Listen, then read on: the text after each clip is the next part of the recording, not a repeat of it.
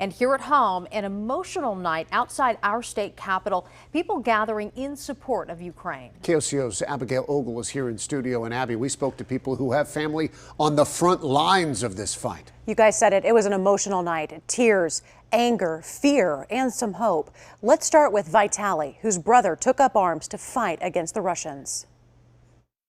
My day starts from checking if my family members and friends are alive.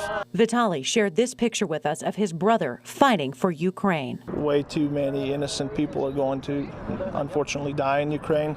And his niece taking shelter. My niece that's sleeping in her clothes in the basement because of the airstrikes. I mean,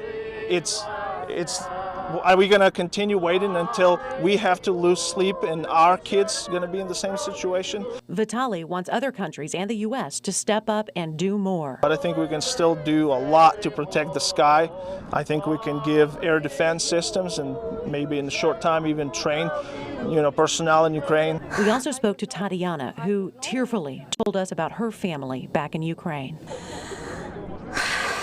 My grandson, my sister, my nephew, my niece, all family in Ukraine. She says all of the women spend their days hiding in the basement, while the men... My son and my nephew, they, я не знаю, как сказать, оборона.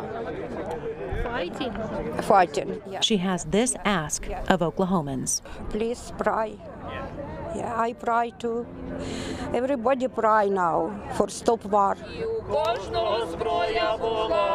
Andre also has friends fighting. He tells us one was shot. One of my friends been operated. He got a bullet from Russians, and he's been basically right now in the ICU unit. Andre says he's from what was one of the first areas to be taken from Ukraine and deemed by Putin as an independent territory. I was born in Donetsk. That's what has been taken away. There's no more Donetsk in Ukraine. So they took away my city from me. He says he also grew up in Kharkiv, one of the deadliest sites this war has seen so far. It's been demolished, basically. It's a 1 million people city. It's the size of Oklahoma City, and it's heavily been attacked and bombarded. Tonight's event organizer, not from Ukraine, but from Russia. People in Russia don't know truth what's going on in Ukraine.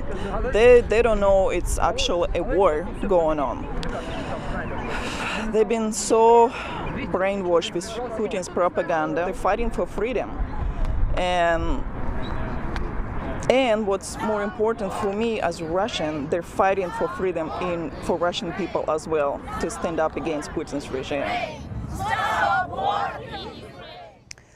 Another thing Irina, you just heard from, mentioned the very young makeshift soldiers who are now in war. She said every young man in Russia, when he turns 18, must join the army. She said these 18, 20-year-olds don't know anything about war. She said, quote, "It's heartbreaking for me as a Russian mother to see these Russian kids going in to fight against Ukrainians."